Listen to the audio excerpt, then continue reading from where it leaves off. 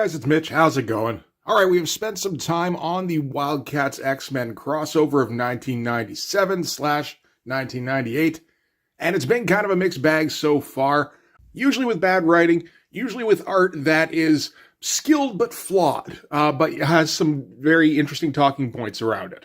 This one I think is going to be a step up in both departments. This might actually end up being the best book out of this entire series. So we're looking today at Wildcats X-Men: The Modern Age. So previous issues of this series have been drawn by people I would classify as guys who either had previously established themselves as masters of comic book art or were in the process of establishing themselves as masters of comic book art. We've had Jim Lee on X-Men Wildcats: The Silver Age, and we had Travis Charest on The Golden Age. The Silver Age issue was not during the prime era of Jim Lee. It was in 1997. This was after Jim Lee had started getting influenced by guys like J. Scott Campbell and was incorporating elements of Campbell's style into his own, which we went through in depth, and I got very vociferous on occasion about why exactly I didn't like that version of Jim Lee's style. The Travis Charest issue looked fantastic. It's probably the best thing Travis Charest had done to that point. The problem wasn't in the images themselves, it was the way they flowed as a story, because Travis Charest's ability as a storyteller really hadn't been developed. And the writing on those issues really didn't help anything at all, because they had brought in Scott Lobdell of X-Men fame, or infamy. And Scott Lobdell did not do very much at all. He just kind of threw quips all over everything and then peaced out. But as I said before, this one's going to be a step up. Taking care of the writing duties is going to be James Robinson. He's written a bunch of issues of Wildcats before this. Results were a little bit iffy, but I think he was put in a bit of a tough spot with those particular issues. And he's probably going to have some better results in this one. Art on this one is going to be taken over by Adam Hughes. And this is kind of peak Adam Hughes when it comes to sequential art. You know, we all know Adam Hughes as cover artist guy. And his stuff these days is unimpeachable. Unless you're not a fan of boobs, then yes, I could see how his stuff might get under your skin a little bit. But this is one of the last fully penciled issues that Adam Hughes would draw. This was done after his Gen 13 Ordinary Heroes miniseries, the 2-issue one, and that was pretty spectacular. So we're about a year after that on this, so we'll get to see if he's progressed at all since then. And also, it looks like Mark Farmer is doing the inks on this. I didn't notice that the first time through.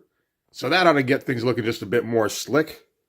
All right, so the whole deal with this crossover is there isn't really an idea. X-Men and Wildcats occupy the same universe for 4 issues. It's kind of got its own little continuity. We're not really worrying about how this affects, mainline continuity. We're not trying to change any kind of status quo. It's just let's mash these figures together and see what happens. So we can start with the cover here. We've got Voodoo and we've got Wolverine. Tiny little Wolverine in a sewer with a dead Damonite at their feet. This is a pretty good start. It looks like he's got Voodoo in the Wildcats #1 costume, or pretty close to, with the fur, like the shin guards or whatever they are. He hasn't gone so far as to give her like a Fairchild build. He drew Fairchild pretty muscular in his Gen 13 issues. But she does have a bit more musculature than just like everyday woman. His Wolverine is interesting. I mean, for one thing, he is super short, as he should be. But he's not, I would say, super buff. He seems to be going for a little bit of a leaner version. And we can see all that weird Adam Hughes penumbra shadowing going on here, where he just picks all these weird, like, spiky shapes all over the arm for the conflicting light sources. That's some pretty awesome looking stuff. And the figures, of course, look just like fucking perfect. No credit for Mark Farmer on this cover, so it looks like it's probably Adam Hughes doing the inking on this. All right, so we're going to start things off at the Hellfire Club in April. So we got a nicely shadowed building to start off with. I don't know if this resembles the Hellfire Club as it would have been depicted, by John Byrne or whatever, but it certainly works for me. We get an optic blast come up, and then somebody hauling somebody out of the rubble, saying, "Don't worry, soldier, we'll get out of this alive." And we got Cyclops, and he's hauling Spartan out of the rubble amidst a whole bunch of Hellfire Club guard bodies. So we're going to notice a couple things right away. I mean, for one thing, this isn't, like they say, the modern age, but this isn't 1997 modern. Because, that version of Cyclops, yeah, he would have been in the blue suit with the yellow underoos.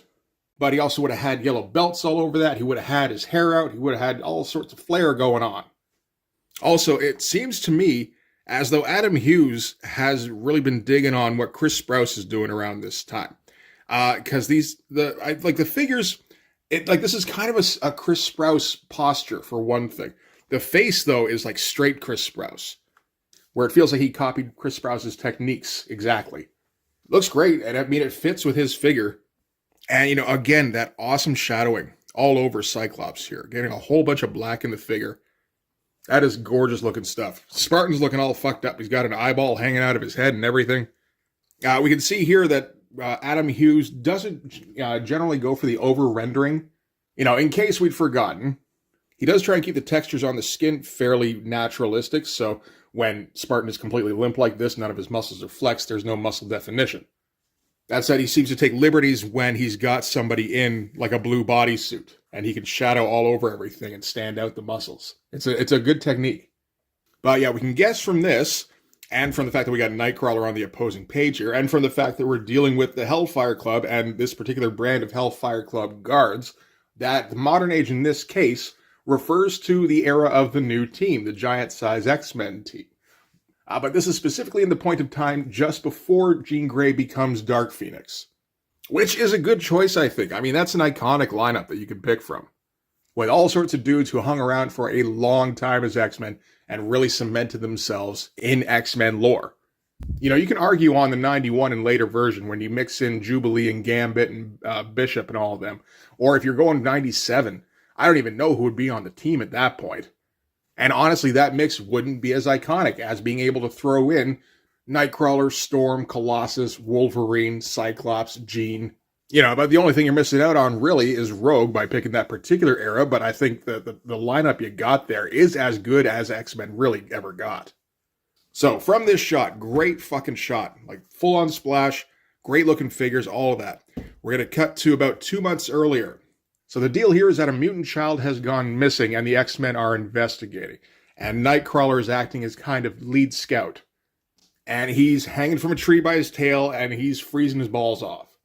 Talking into a little communicator here, just saying there's absolutely no movement going on. Can I please come home, Professor? Fine looking page, probably like the least involved page in this entire comic though. And yeah, he's just going to keep kind of chattering on.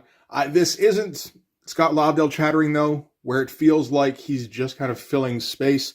Like, he kind of is, but there's a bit of a purpose to it. He's here on his own, and he's freezing, and he's kind of complainy, and it's Nightcrawler, and he likes to chatter sometimes, too. So that's all right. James Robinson is keeping it feeling fairly natural. So yeah, he's just kind of sitting out here, scoping things out. This is where the investigation has led to the Hellfire Club, and this is the first time I believe that the X-Men should theoretically be encountering the Hellfire Club. We got these great close-ups on Nightcrawler here with his heavily shadowed face, and all the shadows, they're going to be very close to naturalistic kind of shadows. They're just, they're pumped up to 11 on Nightcrawler. But that's spectacular looking stuff. And yeah, so while he's out here on his own, all of a sudden friggin' Warblade comes running up, which it looks super weird to have this 1992 Jim Lee design character running at this 1975 Dave Cockrum design character. Just completely incongruous. But I mean, that's the crossover, right? So shit, why not? Adam Hughes doesn't draw a bad Warblade. Not as good as Travis Charest, and not as good as Adam Hughes draws Nightcrawler. I kind of love his Nightcrawler. So, Warblade has mistaken Nightcrawler for Damonite. Because of course he has. Warblade's a moron. Goes to take a slice. We actually get him cutting through the branches of the tree, and it's starting to segment, which is great looking stuff. But of course, Nightcrawler teleports out of the way and tries to get a couple licks in on Warblade. Warblade catches him and is about to deliver some coup de grace shit when an explosion goes off. Nice dynamic explosion, sends everybody flying. The little tussle itself, there's not much to it. It's pretty small scale and it's over pretty quickly. But we've got some Hellfire guards who have, noticed a scuffle happening on the front lawn. And they seem to recognize these guys for what they are. They recognize Nightcrawler for being a mutant. They recognize Warblade for being a halfling. So they're familiar with the Cherubim, and one in particular calls Warblade Cherubim scum. So he's probably a Damonite in disguise. And that's enough for Warblade. This was why he's here. He apparently has the ability to sense Damonites or something, and he tracked them here, mistook Nightcrawler for it immediately. and because he's dumb, attacked. But now that he's got the actual Daemonite in his sights, naturally he's going to leap in without any kind of plan and just start hacking away, because that's all Warblade could ever really think to do. Again, everything looks fine. Nothing looks super special just yet in this, but we will get there. I feel like the statement comic for Adam Hughes was probably Gen 13 Ordinary Heroes, because that was written by him as well. I can't remember if he inked it, but that felt like, here's everything I can do. This one, he's kind of back to doing like pretty close to work for hire stuff, but it's a fun project. So the Daemonite starts popping out of his disguise while Warblade's hacking away. We've got the other two guards here, and Nightcrawler teleports over, gives him a couple of quick X-Men style punches, and then checks in to see how Warblade's doing. He's like, so my friend, how did you do? And sees him like silhouetted, standing over like a carcass, being like, well, quite well it would seem, at least by my friend Logan's standards.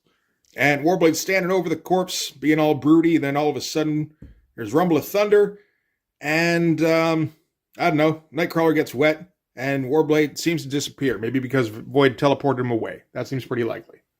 So we've gotten a little bit of action to start things off with, but not much in terms of explanation just yet, other than that the Daemonites seem to have worked their way into the Hellfire Club, either through alliance or through, like, subterfuge. Which so far as story goes, kind of puts us on a par with the previous episodes of the WILDCATS X-Men crossover, in that we're kind of unclear what's even happening. But at least the dialogue has been better, and the art has been consistent throughout, I would say, and is well-paced, and matches the tone of the book so far. If it's a little bit, maybe more naturalistic than you would expect from these kinds of superheroes. Seeing Adam Hughes draw Warblade, it looks weird. It's like seeing Chris Sprouse draw Warblade, because Chris Sprouse and Adam Hughes, they both use naturalistic proportions. They try and come up with fairly realistic looking textures when they can. And characters like Warblade just kind of defy all reason with their costume design. But, it's not the worst start so far. It could be better, but we've already seen worse. So, hey, we're doing okay, I think. And Nightcrawler takes an extra moment that Adam Hughes probably didn't need to waste on this, as Nightcrawler just ponders the fact that it rains in England even when there's snow on the ground, and then he teleports away. Like, that seems like wasted space. I don't know. The fight itself is fine. It's kind of small potatoes, like small stakes. But I think that kind of ate up. I'm going to guess about the first 8 pages. 8 plus the introductory 2 pages on... Well, just setting things up, you know what? That's fine in a 48-page format, I think. So now we're going to basically get our different teams together to organize them and point them towards the Hellfire Club, because obviously something's up with the Hellfire Club. The X-Men have basically confirmed that at least something shady is going on there, and it seems to be tied with mutants. The guards knew what mutants were and were willing to kill them on sight. The WILDCATS are interested because it seems as though Daemonites are definitely involved. And hey, look at this. We've got like full teams going on. We got Void, Warblade, Spartan, Zealot, Maul with his goatee. We got Voodoo, and we got Grifter. And we also got Nightcrawler, Logan, Colossus, Aurora, Jean, and Scott, and Professor X. This is a significant improvement over the previous 2 issues in this series. The Golden Age issue focused solely on Wolverine and Zealot, which, is explainable because those are the only 2 who would theoretically be alive and be adults at that time. It was set during World War II. That's not a WILDCATS X-Men crossover. Issue 2, The Silver Age, should have theoretically been a crossover between some kind of teams. Like, definitely the original lineup of the X-Men was in the general vicinity, but only Jean was really featured in the issue. And from the WILDCATS, really only Grifter was featured. So it hasn't been a crossover so much as a couple of team-ups, and not particularly well-written ones. To finally get, like, the full roster of both teams, pretty much, we're leaving out guys like Thunderbird or Banshee on the X-Men, but, that kind of got a little squidgy. Like, already this promises to be way more fun. There's way more potential for interesting developments. So, WILDCATS side first, because Voodoo's lounging around in a singlet. This is around 1980, so she's got her leg warmers on and everything. I'm guessing that's intentional. See, this is the thing. The original WILDCATS series was set in 1992, and at that time, I would guess Voodoo's probably like 2021. If we're setting things in 1980 now, She'd be a 10-year-old girl, but we're not doing that because that'd be fucking ridiculous. And like Adam Hughes is going to pass up an opportunity to draw Voodoo in all sorts of skimpy shit. So we don't care about ages in this. So why did we care about ages in the Golden Age or the Silver Age? I don't know, it's dumb. It's not worth a rant, really. But anyway, getting back to the story. The Hellfire Club has apparently extended an invitation to Jacob Marlowe because he's rich. And they're like, do you want to join us in our decadent stuff? So that's good enough for him. On the X-Men side of things, there's just all sorts of stuff they want to check out. You know, there's the trail of that missing boy that seems to go back to the Hellfire grounds. There's whatever that dragon thing was that popped out of a guard. And the guy running the joint, Blair Cameron, seems to be kind of shady. So they want to, again, just make sure of things. It's a good enough reason to get everybody together. And, you know, hey, we're getting like little iterations of everybody in the background here. That's great stuff. It's not like the Travis Charest stuff where it's like, man, I want to see him draw Maul in a period-appropriate, like, 1940s uniform with pockets and shit, and the horns, like, poking through his uniform or something. You know, we didn't get that shit. But we do get, you know, Adam Hughes' version of everybody here, at least, like, the faces. And you know Adam Hughes is modeling that shit, so that's going to stay consistent throughout the comic. You know, once you see it once, it's like, okay, that's what that guy's going to look like for the rest of the comic. All right, so now we're going to cut back to the Hellfire Club. And they make an interesting point here that since Jacob is rich and he's got himself like a private jet, he can get there a whole lot quicker than the X-Men can. Although I guess they've got their own private jet, don't they? Did they have their own private jet in 1980? Who knows? Was Jacob Marlowe rich in 1980? Maybe. Do we care about those things in this crossover? Shit, no. Details are for the week. Let's just come up with some fun pages. Anyway, Jacob shows up at the Hellfire Club in a Rolls Royce with Voodoo and Spartan. And Voodoo is going to be named his assistant. Spartan is going to be his security. And this is Blair Cameron, who, again, is definitely modeled after somebody. I'm not entirely sure who. I'm guessing because this is 1997 and his name is Blair and he's meant to be kind of aristocratic, that Tony Blair is a possibility. Can't say for sure. There's some shots that are going to suggest it a little more than others. But they're shown to their room, which is, of course, ridiculously decadent. And, you know, they're all just going to hang out in here for a second. Voodoo's going to bend over and, like, just show off all of her cleavage, just for no real reason other than that Adam Hughes is drawing her. Em takes a quick look around, says it's going to be night soon.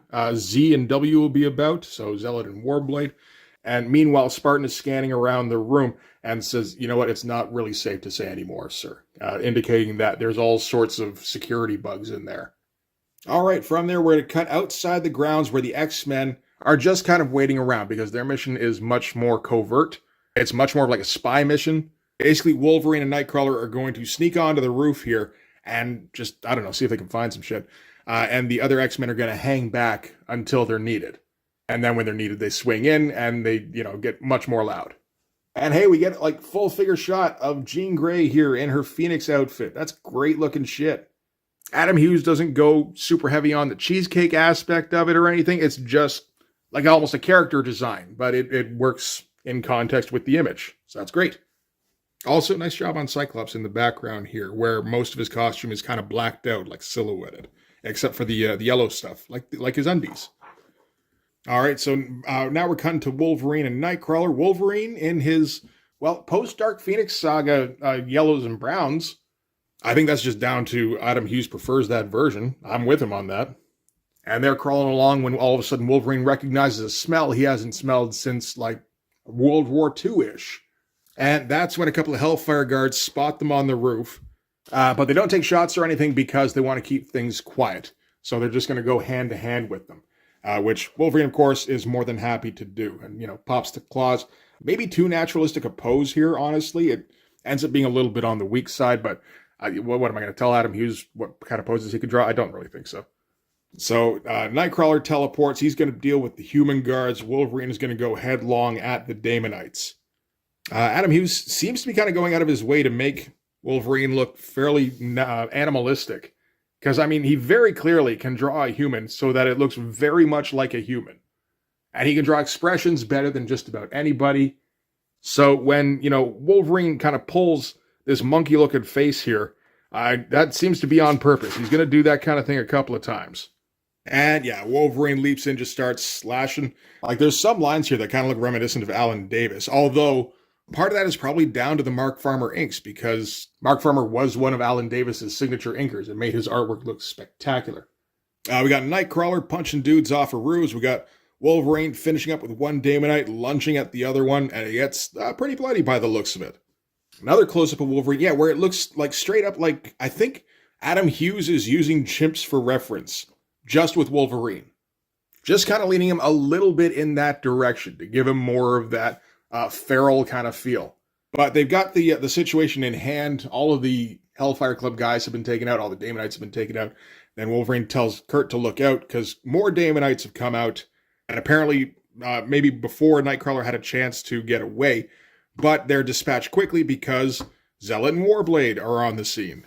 And Warblade's like, hey, I know that blue guy. Nice to see you again. Zealot sees Wolverine and she's like, I know that guy. Because they met in WILDCATS versus X-Men, the Golden Age. So this is the first indication we've had in this entire series that there's some kind of like through line. And these aren't just like different what-ifs in different eras. But, it's a very good-looking Zealot. Zealot, I think Adam Hughes is going out of his way to make her like more Amazonian, essentially. Much more of like a warrior woman. So getting her a bit more definition in her musculature. But not quite like Fairchild proportions, just like a really like workout heavy woman. All right, so from there we're going to cut to the interior of the Hellfire Club where they're sitting down to dinner. Everybody's in costume. That's one of the requirements of joining, is that you got to dress up in a stupid costume. Great looking room here. All the proportion works wonderfully. No surprise there. Emp and Spartan, they get the coat and tails, they get the ruffles, they get the little pigtail in the back. Voodoo gets the more ladylike of the Hellfire Club outfits. She doesn't have to go full lingerie, at least not just yet. But she does, she's going to get her tits out, so that's okay. And she got the cloak over her and everything. And they're having a discussion about morals and like what the morals of aristocrats should be, which are negligible. Blair Cameron is of the opinion that aristocrats are above such thing as laws, and Emp kind of rolls with it. He says, you look at great past leaders, they kept a healthy disregard for the rules of their day, and the fact is that because of their greatness, most are loved by the people regardless. I don't know that entirely holds up, but, sure, why not? It works. I mean, that's what Cameron wants to hear anyway. So it seems like he tacitly admits him to the Hellfire Club then and there because of his little speech.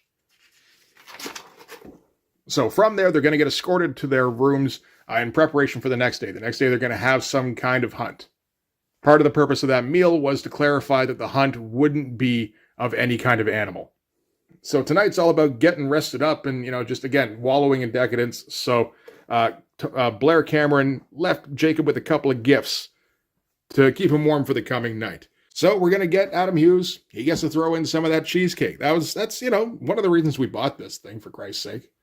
Like, let's not pretend otherwise. Yes, like his use of page layouts is very nice. He draws excellent figures. He draws excellent faces, expressions. His use of lighting is exquisite at times. But if we got through a whole 48 pages without seeing some tits, I think some people might revolt. So then we're going to cut to Spartan and Voodoo. And they're getting their own separate room, but because they're like the hired help, they don't get separate accommodations. So they don't get separate beds. There's one bed in the room, and as they go in, it's like a twin bed. Which, I mean, theoretically shouldn't be a problem. I mean, like, Spartan can probably just kind of stand in the corner while Voodoo uses the bed, but they also know that the rooms are bugged, right? So it's like, that might be a little bit weird looking. And I'm not sure exactly what Adam Hughes is referencing here. I'm sure it's something specific, because that face is really fucking weird to throw on a dude in an Adam Hughes comic otherwise. So, once the door closes, Pris, like, strips, like, all the way down. And she's like, well, since there's all sorts of bugs in the room, and since this is an Adam Hughes comic, why don't we give them a show? And I mean, that's all we wanted from Adam Hughes, right? Just a few pages of that, and we got it. So now I think we're happy. We get the maybe inadvertent Mark Beecham homage with the For Your Eyes Only reference, with a very awkward-looking Spartan with, like, his turned-in feet and his I don't know what to do with my hands and his slack expression. But that's some fun stuff. Like, who's going to complain about that? So with that done, we're going to cut back to Blair Cameron, who's patrolling the grounds. The guards had something to show him. Turns out they found some of the Daemonites that Wolverine and Nightcrawler and Warblade and Zealot dispatched. Great looking shot there, like excellent looking shadows. So Blair's seeing this, and it's like unpleasant news, but it's not unexpected apparently. So he's like, okay, this is just going to speed things up. Let's cut the song and dance, bring in Marlowe and his aides, use force. Oh, and the two that Marlowe brought have costumes with them. Make sure they wear those, because those are fun. Again, like fantastic looking shadows. You know, like this kind of stuff, it gets a little bit distracting sometimes from the fact that just Adam Hughes is so fucking good with shadow. Here we go. Again, just a little bit distracting. So, different parts of the mansion. Somebody busts into Jacob's room and shocks him. Do we have any courtesans? I think there might be one right there. But like, yeah, hits him with a big old electro gun. That's some fun looking, close to Darrow-tech there. They also bust into Zealot and Spartan's room. And like, there was no fakery going on there by the looks of it. Interesting that we see Voodoo's skeleton underneath, and we see like the endoskeleton under Spartan here. And he starts to get up from the bed for a second, like, oh shit, do we hit him again? It's like, no, I think he's good. And yeah, he collapses. We get our shot of Jacob just like spread eagle on the floor here. And it looks like Jacob let himself go pretty good since Jim Lee drew him. I think that's all right. I think that's probably what that guy should look like. So they have Emp, they have Voodoo, they have Spartan, all captive here. And next thing they do is they wake up in an underground cavern surrounded by Daemonites with a giant pentacle on the floor. It's like, okay, well, this is a little bit unexpected. So apparently, one of the things that the Hellfire Club is all about is summoning demons. Like, they're talking that kind of hellfire. Maybe this is just Blair Cameron's hobby horse in particular. You get the impression. That could be the case. But that was the point of the festivities tonight. That was the point of getting Marlowe to the mansion. We're going to cut to different areas. We've got Spartan, who's all strung up inside some kind of techno lab. We got Voodoo, who's strung up against a rock. I feel like there's a bit of commentary there. We've also got that little kid that went missing earlier.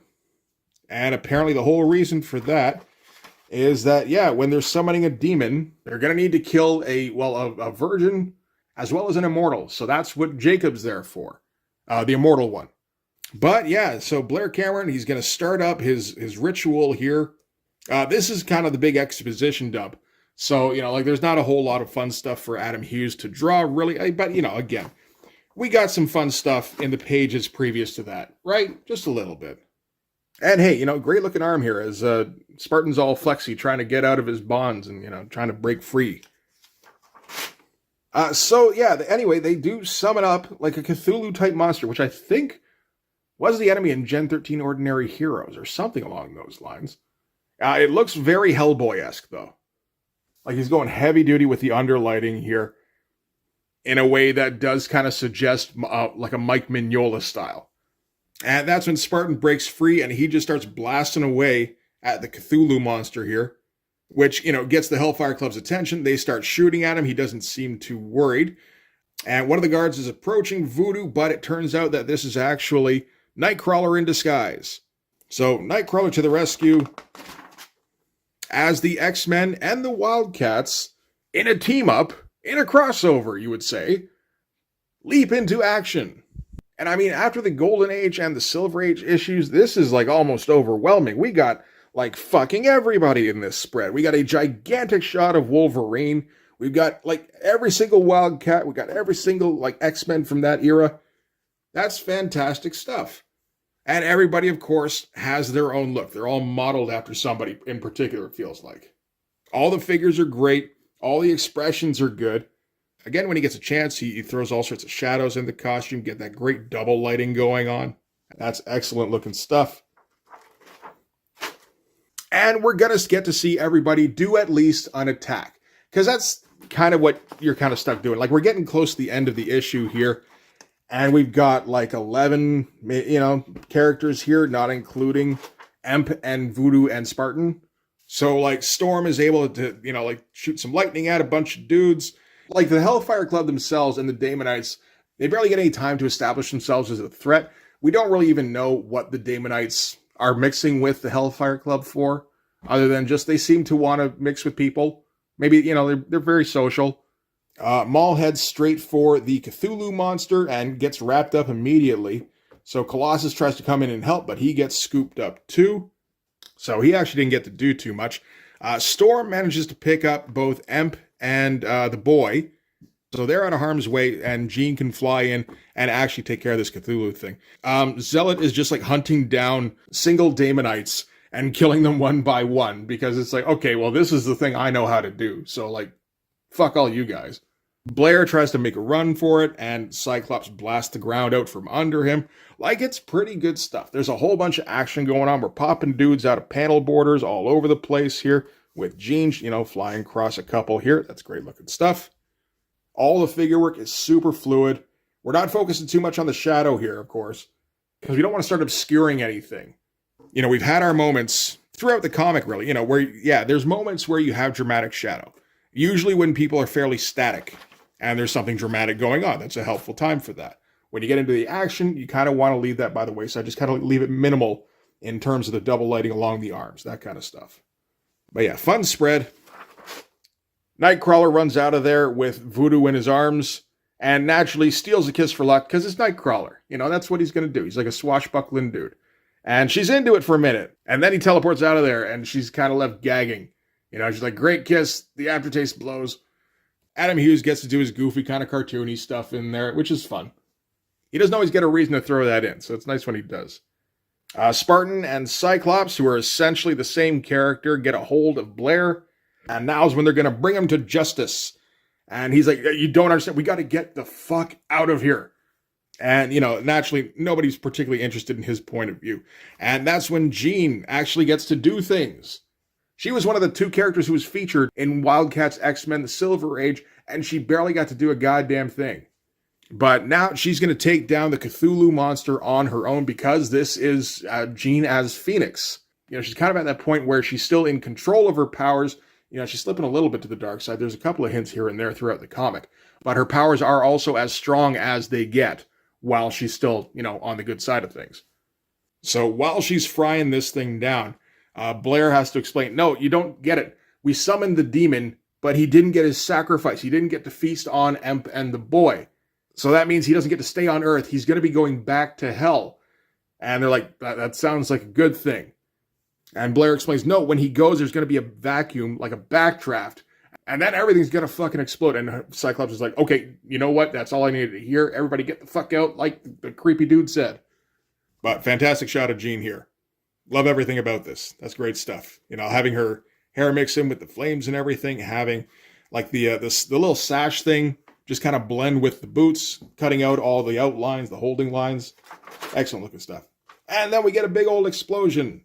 Not much of a build-up, but that is how you do an explosion at least. We've seen a few examples where it's like, oh, that was the explosion? Oh, that wasn't very impressive. No. Adam Hughes is going to do that shit right. And then we're at the beginning of the book again, as Cyclops has pulled Spartan out of the debris, takes him out of the husk of the mansion, and it looks like the Hellfire Club's cavalry has actually shown up. We've got Hellfire Guards, we've got Daemonites, but then there is a rumble and a tiny little boom as the Phoenix flame erupts out of something. That boom is kind of funny. That feels like a placeholder for, letterer, insert more interesting sound effect here. And then the letterer just thought, oh, that's a weird little boom in there. That's kind of funny. I'm going to leave that how it is. So with the Phoenix explosion, all the WILDCATS, all the X-Men, they've all survived, and they're additional cavalry to the Hellfire Cavalry. Jean explains that with the help of Void, I contained us, and then it was Void that got us away. So, they were able to work together. Void actually got to do a thing even. And that's when Logan notices that there's all sorts of bad guys to kill. And again, we get that close-up with the kind of the chimp jaw and everything. Yeah, he's going out of his way to make him pretty primal there. And we're not going to show anything else. Because we're right at the end of the issue here. So yeah, that shot at the beginning of Nightcrawler in the snow. Oh, that's not it. That's Voodoo's tits.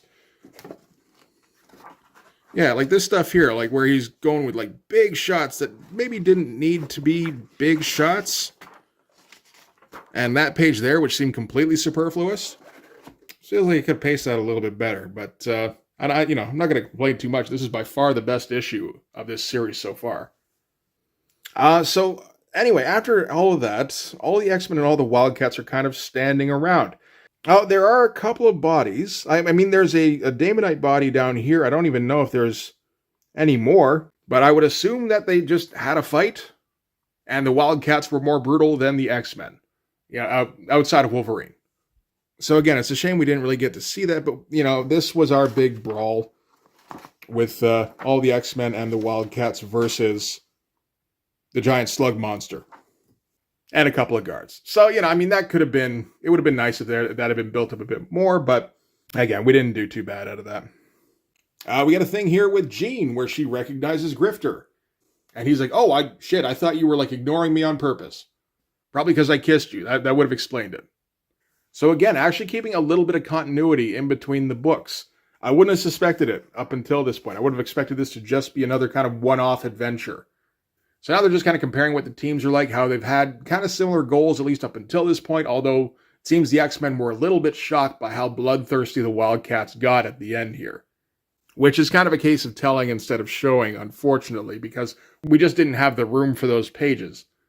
That would have been some nice shit to see, the Wildcats just kind of going to town. It also would have been very gratuitous, and I guess you can just kind of explain it away at the end of the book here, but, you know, preferable to have those pages if you could get them. But yeah, that's kind of their point of contention here, which is that, you know, while they did have some similar goals, their methods are completely different. You know, X-Men come out of a school, and, you know, that kind of influences their particular outlook, and their ultimate goal is of acceptance. Meanwhile, the Wildcats don't give a shit about any of that. They don't care about public perception. They don't care about, you know, like making bridges with anybody. They're out there to kill Damonites. And that's just kind of where we're going to end things. It's a pretty quick, truncated sort of ending. Everything in this feels like it went by fairly quick, except for that beginning sequence. We probably could have cut out like 2 or 3 pages. I don't know if that would have been enough, though, to flesh the rest of this out, to make it feel like it was breathing enough. I feel like maybe not. So yeah, from there we're going to get our unfettered covers. We've got our Adam Hughes variant, and we've got our Paul Smith variant. So that's kind of cool, very clean lined. Doesn't look, you know, like his 80s style, unfortunately, which I do prefer. This is more his Leave It to Chance style. And I'm not a huge fan of computer color over Paul Smith, to be honest. So this doesn't honestly do a whole lot for me. Oh, and it's an ad for Divine Right as well. Isn't that special? Anyway, that is Wildcats X-Men, the Modern Age. So, yeah, that was the best one of these by far. The story was still, you know, it wasn't paced entirely correctly, but at least it felt like it was going somewhere. And, you know, like a problem got set up and then got resolved. We didn't get that, I think, with either of the Golden Age or the Silver Age. The dialogue usually felt pretty good, honestly. All the characters felt about right. If anything, maybe there were too many characters, so nobody got much of a spotlight other than maybe like Voodoo, Spartan, and Emp. But I mean, that's also okay because we also got like all of the characters that were crossing over in this thing, which is the main thing that we haven't gotten up until this point. The art was also excellent all the way through. No lapses whatsoever. So an improvement over the Jim Lee issue, I would say, in contention with Travis Charest for the best looking issue in the series. And just the fact that Adam Hughes understands storytelling at least a little bit kind of puts this book leaps and bounds ahead of the Golden Age. So yeah, that was a good time. I enjoyed it quite a bit. I would say there's no downside to this book. You get all the characters, you get some fun action, you get a plot twist you wouldn't have seen coming with a fucking Hellboy Cthulhu monster coming in at the end of the book. That doesn't feel particularly Wildcats or X-Men, but the hell with it. You know, I imagine that's what Adam Hughes wanted to draw. So that's what Adam Hughes drawed. So yeah, no real notes on that one. Well done all around. So yeah, that is going to do it for this one. There is still one left, the Dark Age. I don't have that actually. I thought I did. So that's going to be a while before I can get a copy, I think. And that one's written by Warren Ellis and drawn by Matt Broom. I feel like that one's going to be a while before it gets on the channel. So, but I mean, we kind of covered the main ones, right? No offense to Matt Broom. He's not quite up there with Travis Charest and Jim Lee and Adam Hughes. But, you know, I think that's fair. So anyway, I don't have anything else to say about this. It's just good. It's a shame it wasn't like 64 pages, but then it would have been delayed even longer than it was. And every issue in this series has already been delayed like crazy. So I think we did about as well out of this as we could. So anyway, I'm just rambling at this point, kind of filling space. So I'm going to end it now. Thanks very much for watching, guys. If you like this video, please hit the like button. Helps with all the algorithm stuff. If you want to see more, hit subscribe. If you really want to help out, in the description, there's my link tree, and you can follow that to my Patreon. Go subscribe there. That'll give you access to everything I do. So all sorts of videos, all sorts of Blood Force comics. You can also follow me on Instagram and DM me there for commissions. But yeah, that'll do it. Thanks again for watching, guys. I will see you in the next one.